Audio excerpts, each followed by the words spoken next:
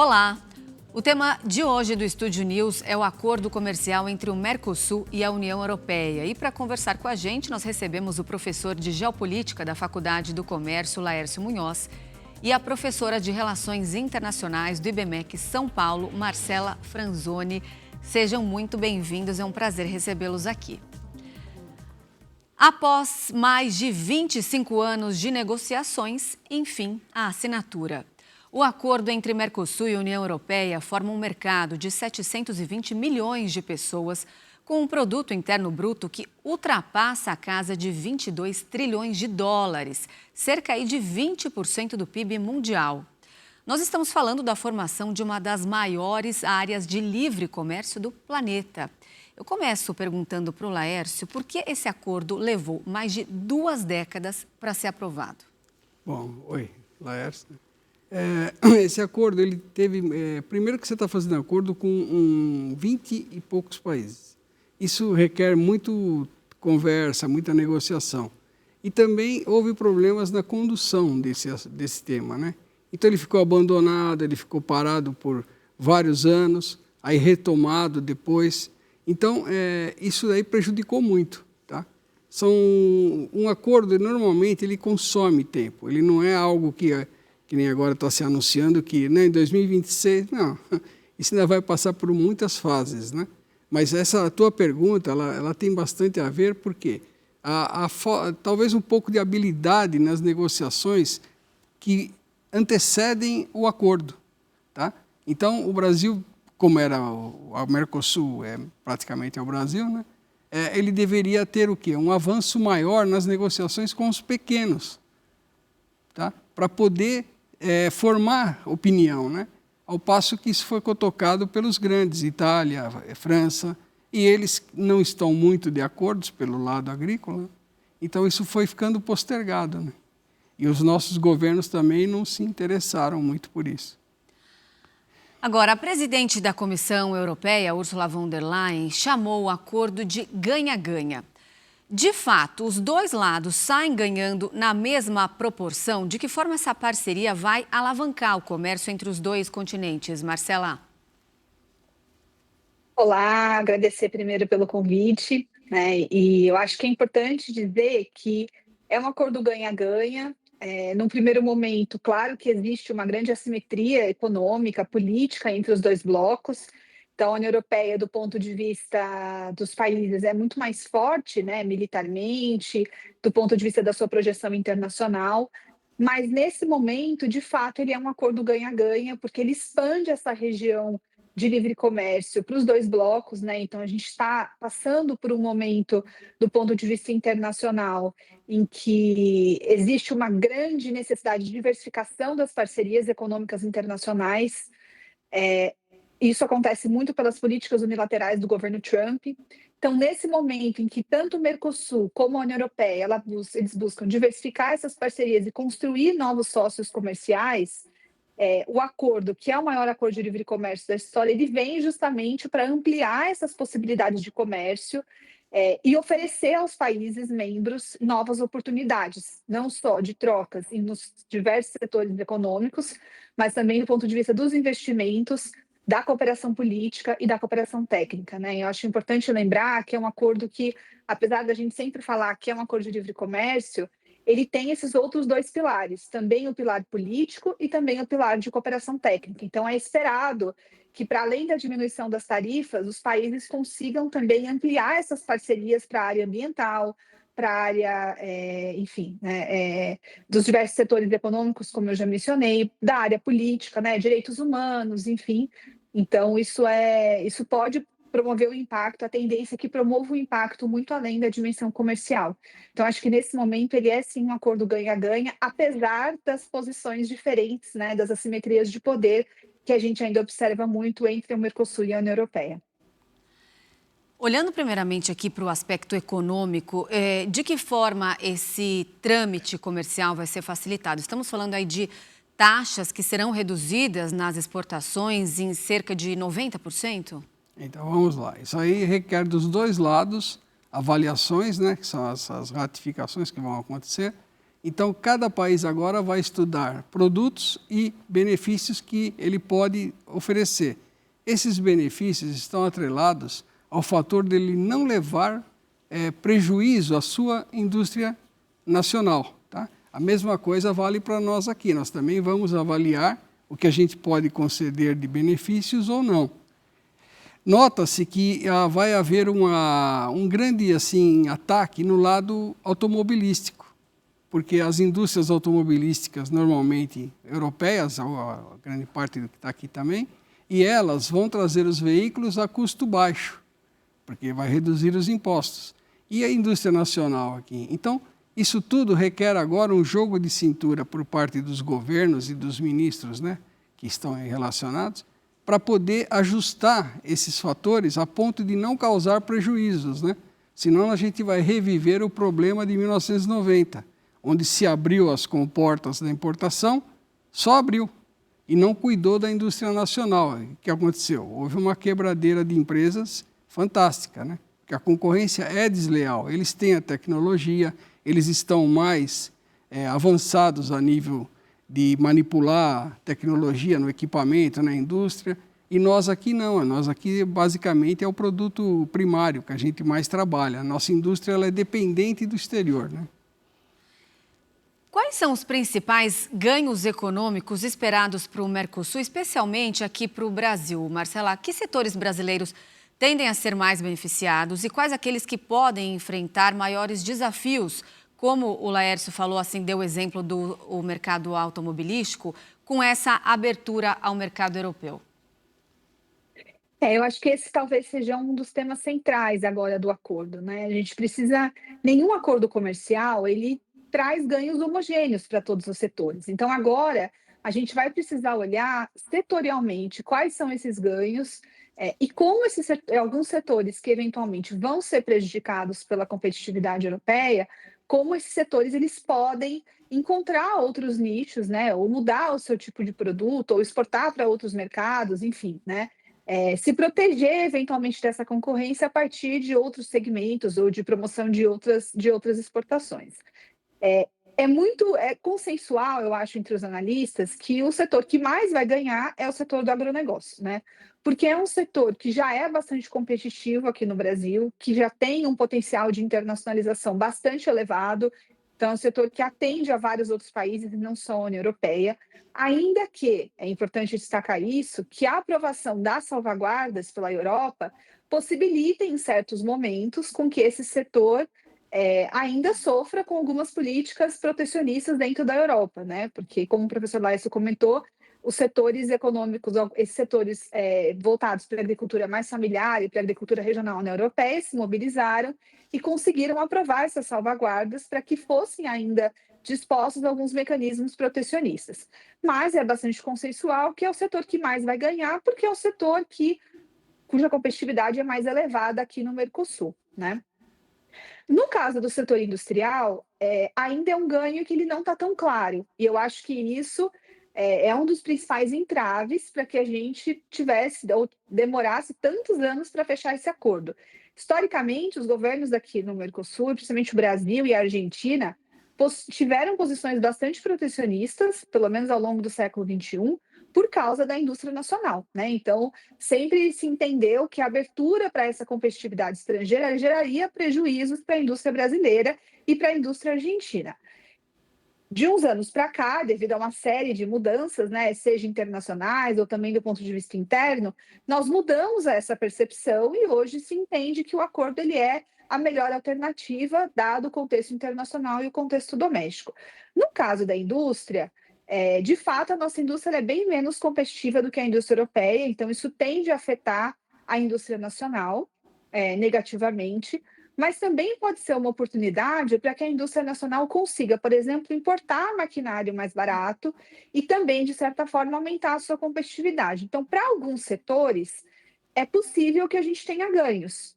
Esses setores são setores que já são mais internacionalizados, né, que já têm a sua produção mais atrelada a essas cadeias globais de valor, porque nós ainda aqui no Brasil estamos muito desconectados dessas cadeias globais, inclusive o acordo ele é uma aposta nesse sentido, né?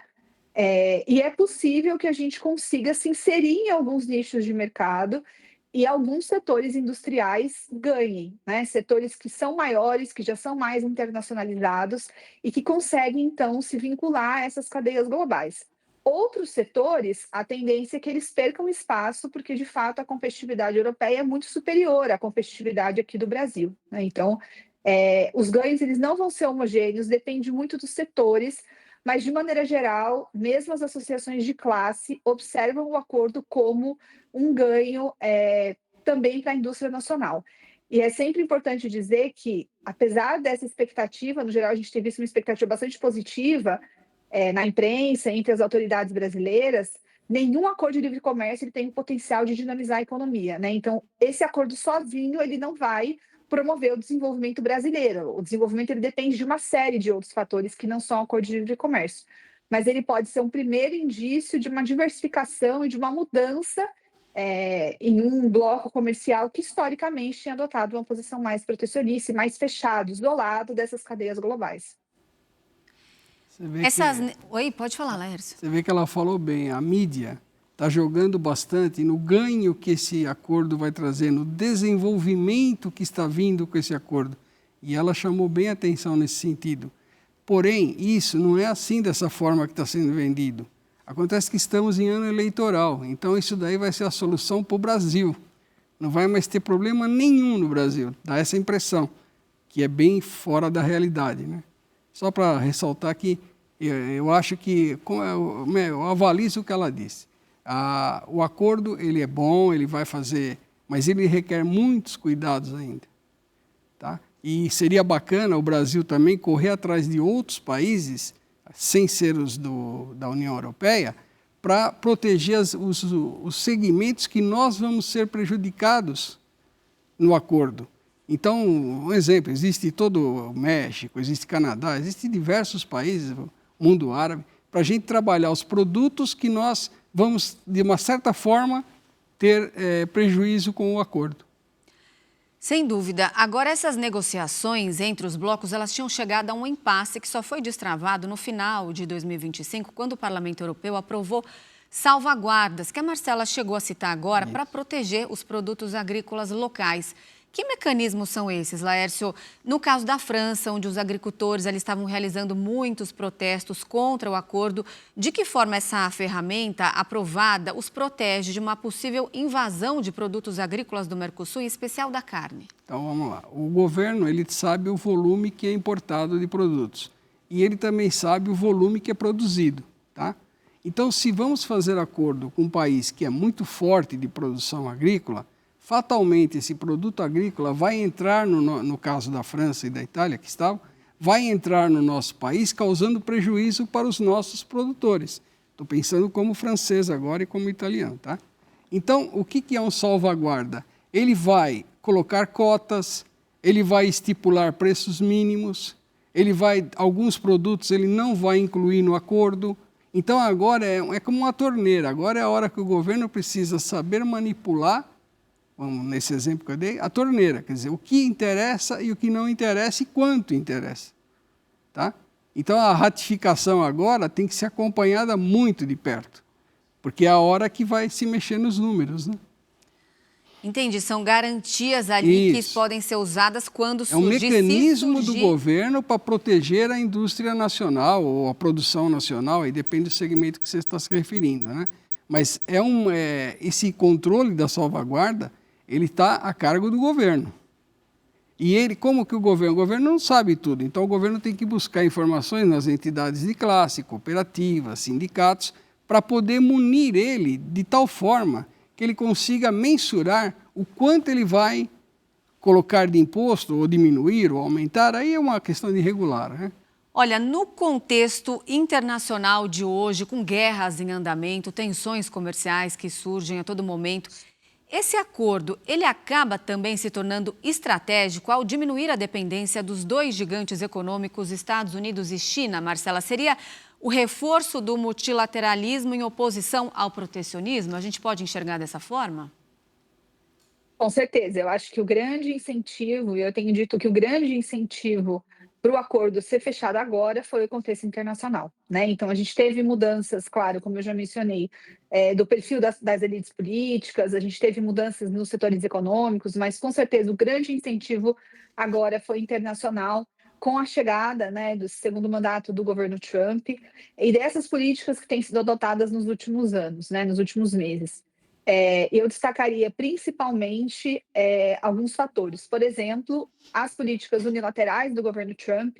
Então, é um governo que despreza o sistema multilateral de comércio, que não aposta nas principais organizações internacionais multilaterais, como a Organização Mundial do Comércio, que saiu de várias outras organizações, que enfraquece a Organização das Nações Unidas.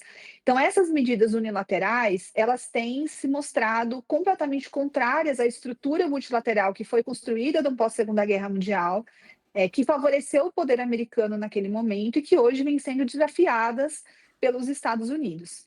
Isso faz com que os principais parceiros americanos, né, e parceiros que são tradicionais, acho que isso que chama mais atenção, né?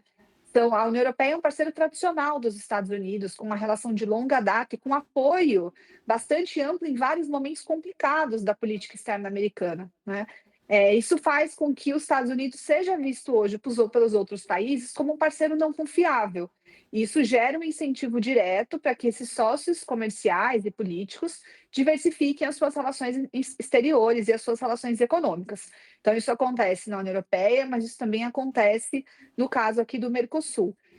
Com a União Europeia, é importante citar também que é um bloco que tem perdido bastante espaço do ponto de vista geopolítico, né? Então, se a gente observa hoje os novos eixos de inserção e de protagonismo internacional, eles estão concentrados na Ásia, né? Na China, principalmente, na Índia. Então, é um bloco cuja produção tem perdido muito espaço para a ascensão econômica da China, e isso faz com que esse acordo seja uma tentativa de retomar, claro que não integralmente, mas pelo menos uma parte dessa projeção europeia, defendendo esses valores que são valores tradicionais da Europa, né? Então, como eu mencionei, o acordo ele traz comprometimento com democracia, com direitos humanos, com multilateralismo, com questões ambientais, que são temas hoje que não são que não estão presentes na política externa americana. Então, acho que esses grandes incentivos, né, internacionais, advindos principalmente dos Estados Unidos, mas desse desconcerto, vamos dizer assim, dessa ordem multilateral, eles foram chaves para que o acordo fosse assinado agora.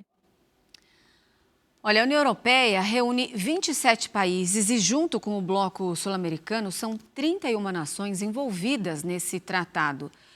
Laércio, isso significa que novas oportunidades vão surgir não só para as exportações, mas aí, consequentemente, para investimentos, serão maiores os investimentos aqui no nosso país, geração de emprego, porque a tendência é que nós teremos regras mais claras e seguras? Bom, vamos lá, isso é questionável em partes. Por quê? Vai trazer mais investimentos? Muito provavelmente sim, é uma tendência até que o acordo faz. Vai desenvolver mais empregos? Naqueles setores que forem beneficiados, sim. Naqueles outros que vão ser prejudicados, não. Qual vai sair mais vantajoso? Qual é o maior? O setor que está beneficiado ou o setor que terá prejuízo? Tudo isso cabe ao governo, junto com as entidades, fazer essa avaliação para poder trabalhar antes que aconteça. O acordo não começa amanhã, nem segunda-feira. Então, dá tempo de começar a trabalhar agora, como eu já havia falado, vai buscar outros países para fazer que seja um acordo, que seja um outro fator comercial, para desenvolver esses setores que vão ser prejudicados. Porque é a mesma preocupação que está a Europa. Eles também estão preocupados que lá vão ter setores que vão acabar, outros vão ter prejuízos, né? Então, agora é hora desse ajuste. E não ficar esperando para soltar o rojão que o acordo começou, né? Até porque essas mudanças serão feitas aí de forma gradual e algumas levarão anos até serem finalizadas. Normalmente é um cronograma, né, para isso, né, para poder se tornar viável, né? Não tem como virar a chave de uma hora para outra, não dá, né? Outro ponto central do acordo diz respeito às exigências ambientais e sociais da União Europeia. O que exatamente o bloco quer do Mercosul nessa área, Marcela, essas cláusulas exigidas aí pelo bloco, elas chegam de que forma aqui? Podem impulsionar um novo ciclo de desenvolvimento sustentável no Brasil? Essas cláusulas da União Europeia, então, basicamente, elas fazem menção a um conjunto de regras em vários setores que são mais rígidas do que, no geral, né, do que as regras adotadas aqui no Mercosul. Então, vai exigir que os países aqui do bloco adaptem as suas legislações nacionais e também a fiscalização governamental em torno de alguns setores, para que esses produtos eles cumpram esses requisitos da Europa e possam, então, ser incluídos né, serem exportados com tarifa reduzida, porque aqui não se trata de você simplesmente. Não é que o Brasil não poderá mais produzir esses produtos da forma como a gente produz, né? Mas que se eles não forem produzidos no padrão da Europa, eles não vão se enquadrar dentro das regras de diminuição das tarifas comerciais.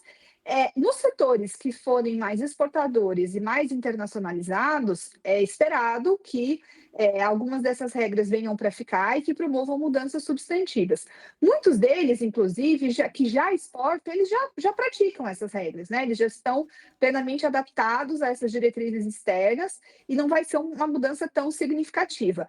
Para setores que são mais voltados para o mercado interno e que vão passar a exportar, essas regras elas vão ser essenciais, porque sem elas você não consegue exportar e não consegue enquadrar o seu produto dentro das normas europeias. E é importante dizer que em vários momentos, essas regras europeias elas foram consideradas até essas normas mais flexíveis, melhor dizendo, aqui no Mercosul, elas foram consideradas até um entrave, né? Vamos dizer assim, ainda um certo, né, a União Europeia acreditando nisso, né, manifestando esse seu protecionismo, justamente alegando que o Mercosul teria regras mais flexíveis em alguns pontos, por exemplo, na questão ambiental, né? E agora, já que essas regras foram incluídas, isso está negociado dentro do acordo, os países aqui do Mercosul terão que se adaptar a esse novo cenário para poder ter os seus produtos enquadrados nas exportações. Essas cláusulas ambientais, muita gente estava enxergando como barreiras comerciais disfarçadas. Você vê dessa forma, Laércio? Um pouco, sim, porque quando você institui essas exigências, né, o outro país ele se sente acuado. Então, que nem nós temos a Amazônia, tem toda uma biodiversidade. É sabido que há interesse muito grande dos países de fora, estrangeiros, em fazer alguma coisa com a Amazônia a nível de exploração. Para nós, a foco já é outro. A gente quer usar o que sem que cause prejuízos, né? Então existe esse diferencial que fica merecendo um trabalho de estudos, avaliações, assim como o governo brasileiro vai ter que avaliar até onde é interessante vamos dizer assim, essa alteração ambiental. Porque quando você fala ambiental é muito genérico, né? Então, o que a gente está falando de ambiental? É poluição, é reciclagem, é desmatamento, o que agora está previsto, né, com esse acordo, até um aumento no desmatamento para aquelas produções simples, de produtos monos, de um exemplo, vai plantar mais cacau, vai plantar mais pimenta do reino, vai plantar mais cebola, quer dizer, vai haver um desmatamento, interesse em fazer desmatamento para poder atender esses mercados, vamos dizer assim. Então, isso mexe no ambiental. Então, o governo precisa ter uma boa política de ambiental para que não fique amarrado, né? E como eu sempre falo, esse acordo é bom, ele é o ganha-ganha, o Brasil precisa, mas vamos olhar para outros países, porque se ficar só pensando na União Europeia, nós vamos perder todos os outros, né? Agora, antes de entrar em vigor, o acordo ainda precisa ser aprovado pelo Parlamento Europeu e pelos congressos dos 4 países sul-americanos. Ele deve sofrer resistência de países contrários, Marcela, mas a tendência é de aprovação? Bom, pelo menos no cenário atual, né, a gente está num mundo, principalmente das relações internacionais, muito, enfim, muitas vezes imprevisível. pelo menos no cenário atual, a perspectiva é de aprovação, né? Existem sim algumas resistências, que já, enfim, os protestos que têm se espalhado por algumas cidades da Europa, a própria, enfim, dentro da França, que a gente sabe que houve essa resistência forte do setor agrícola, mas com a mudança no voto da Itália, com a aprovação do acordo por parte da Itália, o posicionamento das lideranças ele está diretamente ancorado no seu apoio interno, né? Então, enfim, as lideranças europeias elas não teriam dado o ok no âmbito das instituições, no Conselho e na Comissão, se isso não tivesse um amparo de forças políticas internas. Então, a expectativa é que agora, na aprovação do Parlamento Europeu, isso se mantenha. Então, que essas forças que votaram favoravelmente ao acordo, que esse apoio ele se registre também internamente dos países, ainda que a gente conte com essa oposição dos países que votaram contrariamente, por exemplo, o caso da França.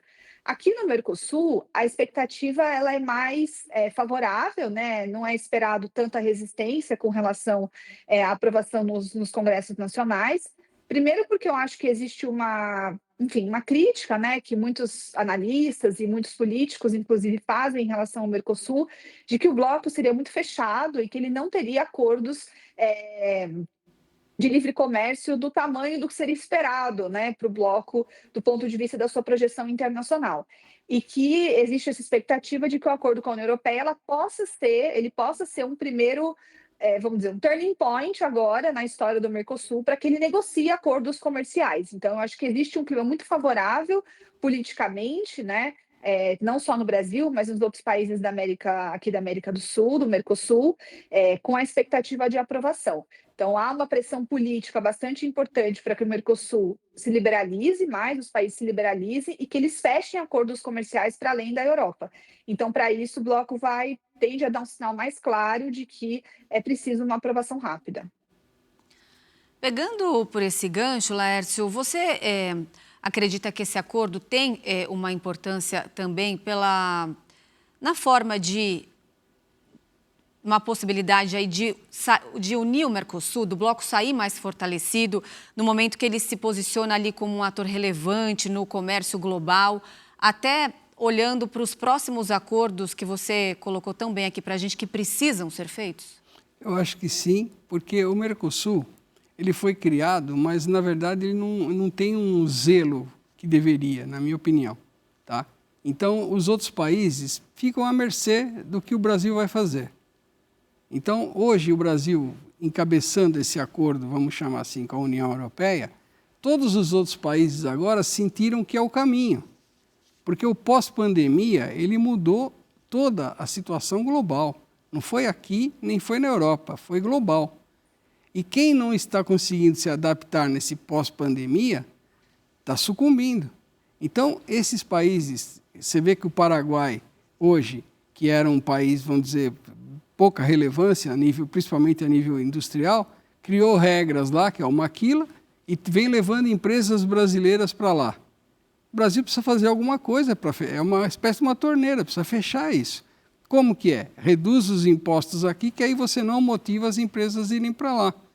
Você tem a Argentina, que mudou de governo e aí começou a ficar progressiva, está bastante avançada, e ela tem, politicamente, ela é muito forte, ela consegue avançar mais até do que nós. Então, o Mercosul agora ele está dando uma reunida nesses blocos, está reunindo esses outros países, melhor assim, de uma forma que vai trazer mais interesse para que haja mais acordos, né? Essa é a minha visão. Eu acho que foi um pontapé para começar o Mercosul, que desde 1995, quando ele foi criado, mas tímido, né? Eu acho importante acrescentar, desculpa. Pode falar, Marcelo. Eu acho importante acrescentar que o Mercosul ele é um mecanismo de integração intergovernamental, que a gente chama, né? Então, o Mercosul ele não tem instituições do Mercosul como a Europa tem as instituições europeias. Ele depende muito mais do jogo dos governos nacionais. Então, em momentos em que você tem lideranças nacionais que são mais, né, enfim, que estão mais alinhadas, a tendência é que o bloco caminhe mais rápido, né, do ponto de vista dos objetivos aí da integração. Em momentos em que você tem mais distanciamento político, a tendência é que o bloco ele se retrai um pouco do ponto de vista dessa cooperação. Agora, eu acho importante dizer que houve, de fato, uma confluência política em torno do acordo com o Mercosul, um acordo com a União Europeia, mas eu ainda vejo um bloco muito dividido do ponto de vista político, né? Então, eu não sei se o acordo ele vai ser suficiente para que a gente redinamize o Mercosul.